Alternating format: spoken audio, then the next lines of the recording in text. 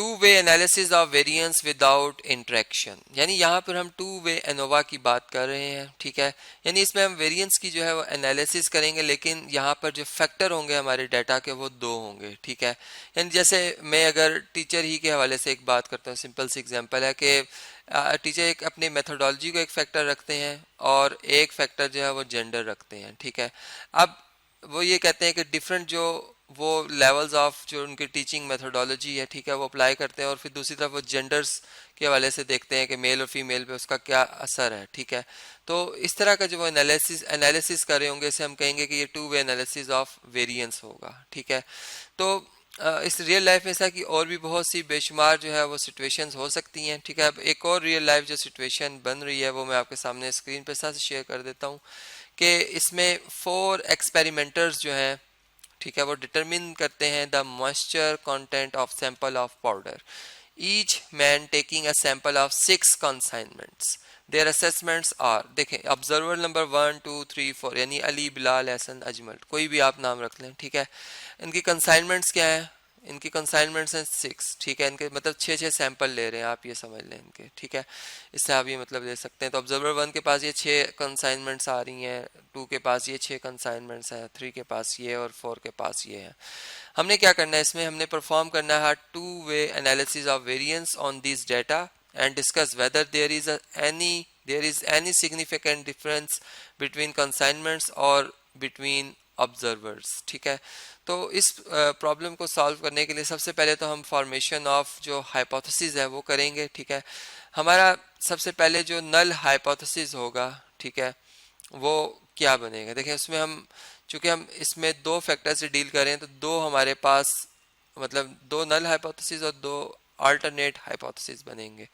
तो पहला जो नल हाइपोथेसिस होगा, जिसे मैं एच नॉट प्राइम कह रहा हूँ, वो ये होगा कि जो कंसाइनमेंट्स की एवरेजेस हैं या म्यू हैं वो तमाम आपस में बराबर हैं, ठीक है। ये तमाम म्यूज जो 6 म्यूज हैं, म्यू 4, म्यू 5, म्यू 6, ये आपस में इक्वल है, ठीक है। जबकि इसी हाइपोथेसिस के लिए जो इसके अगेंस्ट या इस अल्टरनेट हाइपोथेसिस में बनाऊंगा, वो क्या बनाऊंगा कि ये जो है हमारे पास बराबर नहीं है, ठीक है। तो यहाँ पर मैं इधर लिख भी देता हूँ कि नॉट ऑल जो म्यू आई जे, हम इसे लिख रहे हैं म्यू डॉट जे, ठीक है, आर नॉट नॉट इक्वल, ठीक है। Not all mus are equal, तो शुरू में चूंकि मैंने नॉट लिख दिया था, इसलिए अब मैं इधर सिर्फ इक्वल लिख रहा हूँ, ठीक है। ये इसके लिए मतलब जो अल्टरनेट हाइपोथेसिस होगा वो इस तरह से बनेगा, ठीक है। अब कुछ बुक्स में ये किया गया है कि ऐसा से बताया गया है कि आप जो दोनों नल हाइपोथेसिस हैं वो इकट्ठे बना लें, और फिर दोनों अल्टरनेट जो उनके कोरस्पॉन्डिंग बनेंगे अल्टरनेट हाइपोथेसिस वो अलग से बना दें, लेकिन मैंने साथ साथ बनाए हैं, ठीक है। तो अब जो हमारे पास दूसरा नल हाइपोथेसिस होगा वो क्या होगा कि हम ये कहेंगे कि जो म्यू 1, मतलब अब मैं ऑब्जर्वर्स की बात कर रहा हूँ, जो बंदे हमने 4 उठाए हैं यहाँ पे लेने के लिए सैंपल्स, ठीक है। ऑब्जर्वर्स जो हैं म्यू 1, म्यू 2, ठीक है, इससे हम कह देते हैं म्यू 2, म्यू 3 और म्यू 4, ये आपस में क्या है जी? ये इक्वल है, ठीक है। और इसके लिए जो हमारे पास अल्टरनेट हाइपोथेसिस बनेगा वो क्या बन जाएगा कि नॉट ऑल म्यू आई कर लेते हैं इन्हें आर इक्वल, ठीक है जी। अब इसमें जो हम सिग्निफिकेंस लेवल ले रहे हैं वो अल्फा जो हम ले रहे हैं वो 5% ही रख रहे हैं, यानी 5% चांस है कि जो हमारे नल हाइपोथेसिस है उसके रिजेक्ट होने की ये प्रोबेबिलिटी है, ठीक है। ये हम कितनी रख रहे हैं? 0.05 जो है वो रख रहे हैं जी। अब हम इस टेबल से जो है वो कैलकुलेशंस कर लेते हैं। इसमें मैंने टोटल्स भी जो है वो आपसे शेयर कर दिए हैं, ठीक है। यहाँ पर अगर आप देखें तो ऑब्जर्वर 1 के पास जो कंसाइनमेंट्स आई हैं उनका टोटल 60 है, ठीक है। ऐसा हर ऑब्जर्वर का टोटल रो में आ रहा है यहाँ पर, जबकि कॉलम में टोटल में जो कंसाइनमेंट्स का टोटल बन रहा है, ठीक है। तो ये टोटल्स का जो सम होता है वो एक जैसे ही आता है। यहाँ पे जो ग्रैंड टोटल है 259 है, ठीक है। यानी यहाँ पे जब हम सम ऑफ वाई स्क्वायर की बात करेंगे तो ये जो हमारे पास 24 सेल्स बनते हैं टोटल, अगर हम इन्हें गिने, ठीक है। तो हर जो वैल्यू आ रही है एक सेल में, जैसे ये 9 आ रही है, इसका स्क्वायर करेंगे, ठीक है, प्लस इसके बाद जो ये सेल आ रहा है इसमें 10 आ रहा है, इसका स्क्वायर करेंगे, प्लस इसके बाद जो सेल आ रहा है उसमें 9 आ रहा है, उसका स्क्वायर करेंगे, प्लस सो ऑन, इसी तरह ये तमाम सम करेंगे हम, ठीक है। और ये 12 है, इसका भी स्क्वायर आएगा, 10 का भी स्क्वायर आएगा। तो ये इस तरह से सम ऑफ वाई स्क्वायर आ जाएगा हमारे पास, ठीक है।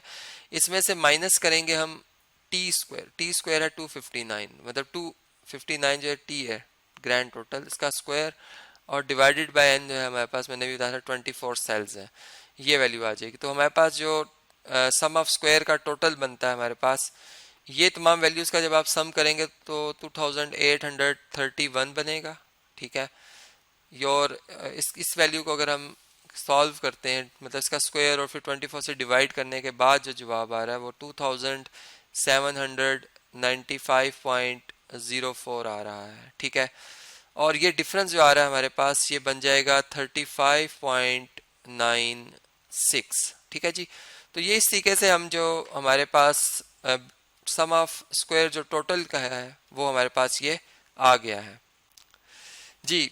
आप देखें, अब यहाँ पर हम जो फार्मूला लिख रहे हैं वो है कंसाइनमेंट्स, और इसमें हम जो सम ऑफ स्क्वायर ले रहे हैं बिटवीन कंसाइनमेंट्स के हवाले से कर रहे हैं, ठीक है। इसका फार्मूला आपके सामने लिखा हुआ है, ठीक है। अब इसकी जो वैल्यूज़ हैं वो हम किस तरह से लिखेंगे, ये आपको मैं टेबल से समझा देता हूँ। यहाँ पे अगर आप देखें कंसाइनमेंट्स जो हैं वो अगर आप देखें तो उनका जो टोटल हमने किया था वो यहाँ पर कॉलम्स टोटल में आ रहा था, ठीक है। ये 44 आया है, ये सेकंड कॉलम का टोटल 44 आया है, यहाँ पे 39 आया है, ठीक है। तो इन तमाम वैल्यूज़ का हम स्क्वायर का सम करेंगे, ठीक है। तो चलें इस टेबल को भी मैं यहाँ से कॉपी कर लेता हूँ, चूँकि बार बार स्क्रीन को हम मूव करेंगे। इसको भी हम यहाँ से कॉपी कर लेते हैं और चलें यहाँ से हम देख लेते हैं इसे। ये देख सकते हैं आपके यहाँ पर सबसे पहले हम लिखेंगे 44, ठीक है। ये टोटल आ चुका है, इसका स्क्वायर प्लस उसके बाद 44 फिर आ रहा है, इसका स्क्वायर प्लस इसी तरह हमारे पास नंबर आएगा 41, इसका स्क्वायर, और ये हमारे पास जो वैल्यूज़ हैं, ठीक है। ये चूँकि हमने अगर आप देखें यहाँ पर तो ये कितनी है 4, ठीक है। हम 4 से इसको डिवाइड करेंगे, ठीक है, और माइनस कर देंगे जो ग्रैंड टोटल आया था 259 के स्क्वायर से, 259 स्क्वायर इससे सब्ट्रैक्ट करेंगे, और मतलब ये जो भी आंसर आएगा डिवाइडेड बाय एन, एन हमारे पास 24 है।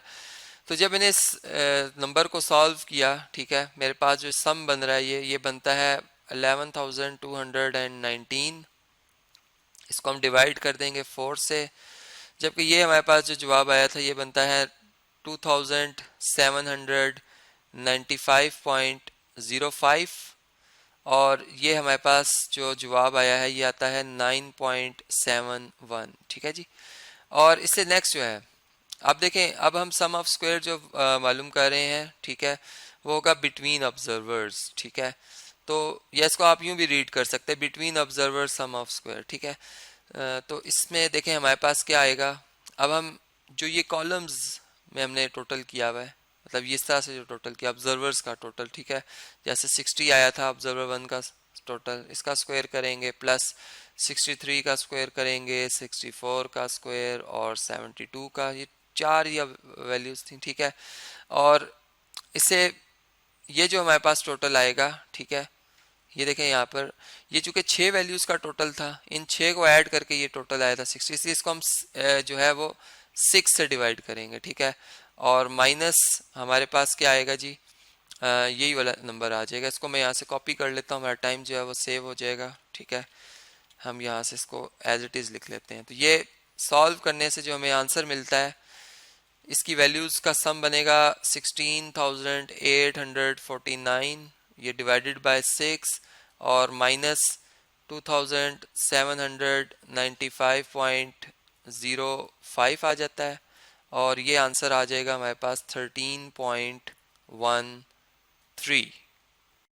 जी। अब एरर जो सम ऑफ स्क्वायर है इसको फाइंड करने के लिए हम टोटल सम ऑफ स्क्वायर जो कि हमारे पास बंदा है 35.96, ठीक है, इसमें से माइनस कर देंगे between consignment sum of square और between observer sum of square, ठीक है, यानी 9.71 और ये 13.13। तो ये हमारे पास जो एरर सम ऑफ स्क्वायर आ रहा है वो 13.12 जो है वो आ जाता है जी। अब टाइम की चूंकि शॉर्टेज की वजह से मैं जो इनोवा टेबल है जो कि मैं अभी इन वैल्यूज़ को यूज़ करके बनाऊंगा वो नेक्स्ट वीडियो में आपसे जो है वो डिस्कस करूंगा।